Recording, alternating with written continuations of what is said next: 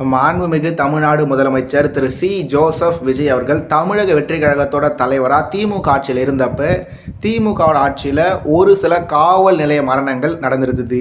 அந்த மரணங்களை கண்டித்து மாண்புமிகு தமிழ்நாடு முதலமைச்சராக இப்போ இருக்க திரு சி. ஜோசப் விஜய் அவர்கள் வேறுமணியே தாவேகா தலைவராக இருந்தப்ப களத்தில் இறங்கி ரோட்டில் இறங்கி போராடி இருந்தார்.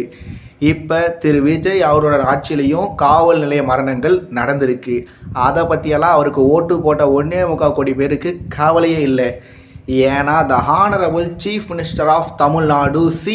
ஜோசப் விஜய் நடிக்கும் ஜனநாயகன் அப்படின்னு சொல்லி ஜனநாயகன் படம் ஜூலை 23 ரிலீஸ் ஆக போகுது. திரு விஜய் அவர்கள் ஒரு நடிகராக இருக்கும்போது லியோ படத்தில் 10வது பாட்டில் நான் குடிக்க அண்டாவை கொண்டாச்சிய செடிக்க அப்படின்னு சொல்லி ஒரு பாட்டு வச்சுருந்தாரு. ஆனால் அதே திரு விஜய் அவர்கள் தமிழ்நாடோட முதலமைச்சர் ஆன உடனே ஸ்கூலுக்கு பக்கத்தில் இருக்க, கோவில்களுக்கு பக்கத்தில் இருக்க, பொது இடங்களுக்கு பக்கத்தில் இருக்க 717 அதாவது ஒரு 700 சில்லற கடையை மூறன்னு சொல்லி மதுபான கடைகளை, டாஸ்மாக் கடைகளை மூடியிருந்தார். ஆனால் கோயிலுக்கு பக்கத்தில், ஸ்கூலுக்கு பக்கத்தில் ஒரு சில மதுபான கடைகள் இன்னமும் இருக்குன்னு சொல்லி அதை எதிர்த்து ஒரு சில மாணவ மாணவிகள் போராடி இருந்தாங்க. அப்படி போராடின மாணவிகள் மேலே தாக்குதல் நடத்தப்பட்டிருக்கு. காவல்துறையினர் மாணவிகளை தாக்கியிருக்காங்க. ஆனால் இதை பற்றி எல்லாம் திரு விஜய் அவர்களுக்கு ஓட்டு போட்ட 1.25 கோடி பேருக்கு எந்த வித கவலையுமே இல்லை. ஏன்னா the honourable chief minister of Tamil Nadu C. Joseph Vijay நடிக்கும் ஜனநாயகன் ஜூலை 23 ரிலீஸ் ஆக போகுது. திரு விஜய் அவர்கள் ஒரு நடிகராக இருக்கும்போது கத்தி படத்தில் தன்னூத்துன்ற ஒரு கிராம மக்களோட ஒன்று சேர்ந்துக்கிட்டு தண்ணீரோட அருமை என்ன அப்படின்றத தமிழ்நாட்டு மக்களுக்கும் சென்னையில் இருக்க மக்களுக்கும் தெரிய வைக்கிறதுக்காக ஒரு தண்ணீர் குழாய்க்குள்ளே ஒளிஞ்சிக்கிட்டு அந்த தண்ணீர் குழாய்க்குள்ளே இருந்துக்கிட்டு அந்த தண்ணீர் குழாய் விட்டு அப்படியே மாசாக வெளியே வந்து ஒரு ப்ரெஸ் மீட் கொடுப்பாரு. அந்த ப்ரெஸ் மீட்டில் நாங்கள் மணி பிளான்ட் வளர்த்தவங்க இல்லை, நாற்று நட்டவங்க, விவசாயம் பண்ணவங்க, நாங்கள் உங்ககிட்ட என்ன கேட்குறோம், தண்ணி தான் கேட்குறோம் அப்படின்னு சொல்லி நம்மளும் மாசாக பர்ஃபார்ம் பண்ணியிருப்பார். அதே திரு விஜய் அவர்கள் இப்போ தமிழ்நாடோட முதலமைச்சராக இருக்கும்போது ஒரு மாநகராட்சியோட, அதாவது சேலம் மாநகராட்சியோட தண்ணீர் விநியோக உரிமையை ஒரு கார்ப்பரேட் கம்பெனிக்கு கொடுத்துருக்காரு.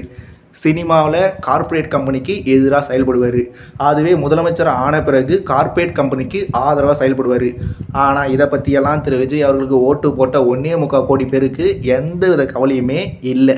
ஏன்னா the honourable chief minister of Tamil Nadu C. Joseph Vijay அவர்கள் நடிக்கும் ஜனநாயகன் படம் ஜூலை 23 ரிலீஸ் ஆக போகுது. திரு விஜய் அவர்கள் ஒரு நடிகராக இருக்கும்போது வேட்டைக்காரன் படத்தில் ஒரு பாட்டு பாடியிருப்பார். என்ன பாட்டு? ஆலமர பள்ளிக்கூடம் ஆக்ஸ்போர்டாக மாறணும்னா நீ தாய்மொழியில் கல்வி கட்டு தமிழ்நாட்டை உயர்த்தணும் அப்படின்னு சொல்லி திரு விஜய் அவர்கள் பாடியிருப்பார். அதே திரு விஜய் அவர்கள் இப்போ தமிழ்நாட்டோட பாடநூல் கழகத்தோட தலைவராக திரு லயோலா மணி அவர்களை நியமிச்சிருக்காரு. திமுக ஆட்சியில் யார் இருந்தால் லியோனி, அதாவது திண்டுக்கல் லியோனி அவர்கள் தமிழ்நாடு பாடநூல் கழக தலைவராக இருந்தார். அதிமுக ஆட்சியில் இருந்தப்ப வளர்மதி மேடம் தமிழ்நாடு பாடநூல் கழக தலைவராக இருந்தாங்க.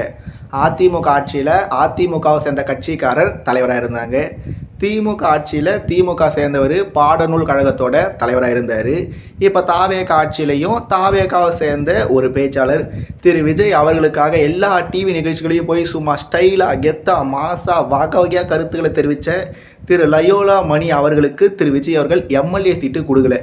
எம்எல்ஏ சீட்டு கொடுக்காததுனால திரு லயோலா மணி அவர்கள் எம்பி ஆகுவாங்க அப்படின்னு சொல்லி பல பேர் எதிர்பார்த்தாங்க. எம்பி எலெக்ஷனுக்கு இன்னும் பல வருஷம் இருக்கிறதுனால இப்போவே திரு விஜய் அவர்கள் திரு லயோலா மணி அவர்களுக்கு தமிழ்நாடு பாடநூல் கழக தலைவர் அப்படின்ற ஒரு வாய்ப்பை கொடுத்துருக்காரு. இங்கே என்னன்னா திமுக யார்? தீய சக்தி. எதனால்? அவங்க எல்லா பொறுப்புலையுமே திமுக காரங்களுக்கு வாய்ப்பு கொடுப்பாங்க. அதிமுக யார்? ஊழல் சக்தி. ஏன்? அவங்களும் அரசு பொறுப்புகளில் எல்லா பொறுப்பையுமே தன்னோட கட்சியை சேர்ந்தவங்களுக்கு கொடுப்பாங்க. திரு விஜய் அவர்கள் யாருங்க? தூய சக்தி. அவர் தூய சக்தியாக இருந்தாலும் அவர் என்ன பண்ணுவார்? அவரும் அவரோட கட்சியை சேர்ந்தவருக்கு மட்டும்தான் அரசு பதவிகளில் பொறுப்பு கொடுப்பாரு. ஏற்கனவே சிபிஎஸ்சி சிலபஸோட கம்பேர் பண்ணும்போது தமிழ்நாட்டு ஸ்டேட் போர்டு சிலபஸ் ரொம்ப வீக்காக இருக்குது. இந்த சிலபஸில் படிச்சுட்டு நீட் தேர்வு மாதிரியான போட்டி தேர்வுகளில் அரசு பள்ளி மாணவர்களாக இருந்தாலுமே சரி, இல்லை ஸ்டேட் போர்டில் படித்த மாணவர்கள் அவங்க மெட்ரிகுலேஷன் ஸ்கூலில் படிச்சிருந்தாலுமே கூட அவங்களால இந்த மாதிரி போட்டி தேர்வுகளில் பெருசாக ஸ்கோர் பண்ண முடியல அப்படின்ற ஒரு விமர்சனம் இருக்கும்போது இப்போ திரு விஜய் அவர்கள் ஆட்சிக்கு வந்த பிறகு தமிழ்நாடு ஸ்டேட் போர்டு சிலபஸை சிபிஎஸ்சி சிலபஸோட தரத்தை விட பல மடங்கு தரம் உயர்த்துவாங்கன்னு சொல்லி பார்த்தா இவங்க இப்போ திரு லயோலா மணி அவர்களை தமிழ்நாடு பாடநூல் கழகத்தோட தலைவராக நியமிச்சிருக்காங்க. திரு லயோலா மணி அவர்கள் தன்னோட செயல்பாட்டின் மூலமாக ஹூனோஸ் இவர் தி பெஸ்ட் தலைவராக கூட செயல்படலாம். அவர் தி பெஸ்ட் தலைவராக செயல்பட்டு அவர் தமிழ்நாட்டு பாடநூல் கழகத்தை அமெரிக்காவோட பாடநூல் கழக ரேஞ்சுக்கு, இந்தோனேஷியாவோட பாடநூல் கழக ரேஞ்சுக்கு, சிங்கப்பூர், ஃபின்லாந்து, வடகொரியா ரேஞ்சுக்கு தமிழ்நாட்டு பாடநூல் கழகத்தை கொண்டு போய் சேர்த்தாலும் சேர்க்கலாம். ஆனால் மேலோட்டமாக பார்க்கும்போது திரு லயோலா மணி அவர்களோட கடந்த கால செயல்பாடுகளை மையமாக வச்சு பார்க்கும்போது அவரோட நியமனன்றது கண்டிப்பாகவே சரியான நியமனம் இல்லைன்றது என்னோட தனிப்பட்ட கருத்து மட்டும் இல்லை, கிட்டத்தட்ட எல்லாருமே இதே கருத்து தான் தெரிவிச்சுட்டு வராங்க. ஆனால் இதை பற்றி எல்லாம் திரு விஜய் அவர்களுக்கு ஓட்டு போட்ட 1.25 கோடி பேருக்கு எந்த வித கவலையுமே இல்லை.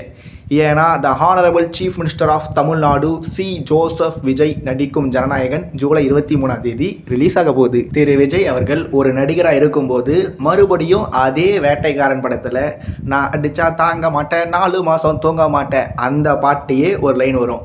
என்ன உணவு உட இருப்பிடம் உழவனுக்கும் கிடைக்கணும், அவன் அனுபவித்த மிச்சம்தான் ஆண்டவனுக்கு படைக்கணும் அப்படின்னு சொல்லி திரு விஜய் அவர்கள் பாடியிருப்பார். உணவு உட இருப்பிடம் உழவனுக்கும் கிடைக்கணும், அவன் அனுபவிச்ச மிச்சம்தான் ஆண்டவனுக்கு படைக்கணும்னு சொல்லி பாட்டு பாடின திரு விஜய் அவர்கள் ஒரு நடிகராக மட்டுமே, அதாவது தாவேகாவோட தலைவராக இருக்கும்போது திமுக ஆட்சியில் இந்த நெல் மூட்டைகள் அடுக்கி வச்சிருக்க இடத்துல மழை தண்ணி புகுந்து அந்த நெல் மூட்டைகள் இருந்த நெல்கள்லாம் முளைச்சி வந்ததை கண்டித்து திரு விஜய் அவர்கள் அறிக்கை விட்டாரா விடலையான்றதுன்னு கரெக்டாக ஞாபகம் இல்லை. எனக்கு தெரிஞ்ச வரைக்கும் அவர் அறிக்கை விட்டிருக்க வாய்ப்பு இல்லை. அப்படியே விட்டுருந்தாலும் அவர் லேட்டாக தான் விட்டுருப்பார்னு நினைக்கிறேன்.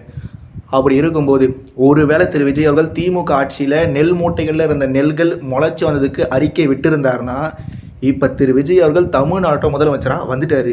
உப்பு விற்க போனால் மழை பெய்யுது, மாவு விற்க போனால் காத்தடிக்குதுன்ற மாதிரி திரு விஜய் அவர்கள் தமிழ்நாட்டோட முதலமைச்சர் ஆகிறதுக்கு முன்னாடி திமுக ஆட்சியில் நெல் மூட்டைகள் முளைச்சி வந்திருந்தது, நெல் மூட்டைகள் கொஞ்சமாவது மீதம் இருந்திருந்தது. ஆனால் இப்போ திரு விஜய் அவரோட ஆட்சியில் நெல் மூட்டைகளில் இருந்த நெல்கள் முளைக்கலை. திரு விஜய் அவரோட ஆட்சியில் நெல் மூட்டைகள் எரிஞ்சு மொத்தமாக வேஸ்ட் ஆகியிருக்கு. இதை பற்றியெல்லாம் திரு விஜய் அவர்களுக்கு ஓட்டு போட்ட 1.25 கோடி பேருக்கு எந்தவித கவலையுமே இல்லை.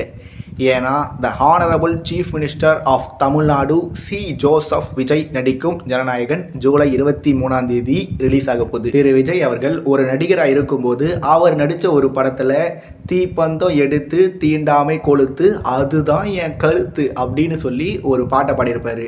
அப்படி பாட்டு பாடினதோட மட்டும் இல்லாமல் தன்னோட 5 கொள்கை தலைவர்களில் ஒரு கொள்கை தலைவராக திரு அம்பேத்கர் அவர்களை, பீம்ராவ் அம்பேத்கர் அவர்களை, சட்டமேதை அம்பேத்கர் அவர்களை, அண்ணல் அம்பேத்கர் அவர்களை தன்னோட கொள்கை தலைவர் அப்படின்னு சொல்லி திரு விஜய் அவர்கள் அறிவிச்சிருந்தார். இப்போ தன்னோட கொள்கை தலைவர்னு சொன்ன திரு அம்பேத்கர் அவர்கள் கால் மேலே கால் போட்டுட்ருக்க ஒரு சிலையை வைக்கிறதுக்கு 2 தரப்பினரிடையே ஒருத்தர் வெப்பன்னு சொல்கிறாங்க, இன்னொரு தரப்பினர் வைக்கக்கூடாதுன்னு சொல்கிறாங்க.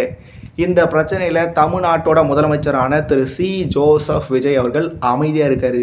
கொள்கை தலைவரோட சிலையை வைக்கிறதுக்கே திரு விஜயோட ஆட்சியில் முடியல. என்னடா இது, கொள்கை தலைவரோட சிலையை வைக்கிறதுக்கே தமிழ்நாட்டில் வழி இல்லையா? இதுக்கு திரு விஜய் அவர்கள் எந்த ஒரு கருத்தையுமே தெரிவிக்கலையா? இங்கே என்னென்னா நாம் இந்த வீடியோக்காக ஜூலை 16 வியாழக்கிழமை சாயங்காலம் பேசிகிட்ருக்கோம். இந்த வீடியோ அப்லோட் ஆகும்போது திரு விஜய் அவர்கள் அந்த பிரச்சனை குறித்து தன்னோட கருத்தை தெரிவிச்சிருக்கலாம். திரு விஜய் அவரோட அரசாங்கம் திரு அம்பேத்கர் அவரோட சிலையை அங்கே வைக்கிறதுக்கு ஏற்பாடு கூட செஞ்சிட்ருக்கலாம். இந்த வீடியோ அப்லோட் ஆகும்போது அம்பேத்கர் சிலை அங்கே நிறுவப்பட்டுட்டு இருந்தாலும் இருக்கலாம். எது என்னவா இருந்தாலும் இதை பற்றி எல்லாம் திரு விஜய் அவர்களுக்கு ஓட்டு போட்ட 1.25 கோடி பேருக்கு எந்த வித கவலையுமே இல்லை. ஏன்னா the honourable chief minister of Tamil Nadu C Joseph Vijay நடிக்கும் ஜனநாயகன் ஜூலை 23 ரிலீஸ் ஆக போகுது. திரு விஜய் அவர்களோட ஆட்சியில் அரசு பள்ளியில் சேர்கிற மாணவரோட எண்ணிக்கை குறைஞ்சிருக்கு. திரு விஜய் அவரோட ஆட்சியில் பெண்களுக்கு எதிரான குற்றங்கள் அதிகரிச்சிருக்கு. திரு விஜய் அவரோட ஆட்சியில் எண்ணற்ற பிரச்சனைகள் நாளுக்கு நாள் நடந்துகிட்டே இருக்குது. நான் தப்பு பண்ண மாட்டேன், தப்பு பண்ணவும் விட மாட்டேன், தப்பு பண்ணவங்களை விடவே மாட்டேன். லஞ்சம் கேட்டால் கொடுக்காதீங்க, அப்படியே மீறி கேட்டால் இது உங்கள் அண்ணன் விஜயோட ஆட்சி, உங்கள் தம்பி விஜயோட ஆட்சி, உங்கள் புள்ள விஜயோட ஆட்சின்னு சொல்லுங்கன்னு சொல்லி திரு விஜய் அவர்கள் பேசியிருந்தார். ஆனால் தாவேகாவை சேர்ந்தவங்களே லஞ்சமாகி கைதாகியிருக்காங்க. அவங்க கைதான பிறகு அவங்கள கட்சி விட்டு நீக்கியிருக்காங்கன்னு சொல்லி இந்த மாதிரி பல விஷயங்கள் திரு விஜயோட ஆட்சிக்கு எதிராக நடந்துகிட்ருக்கு. ஆனால் இது எதை பற்றியுமே திரு விஜய் அவர்களுக்கு ஓட்டு போட்ட 1.25 கோடி பேருக்கு எந்த வித கவலையுமே இல்லை. ஏன்னா the honourable chief minister of Tamil Nadu C Joseph Vijay நடிக்கும் ஜனநாயகன் படம் ஜூலை 23 ரிலீஸ் ஆக போகுது.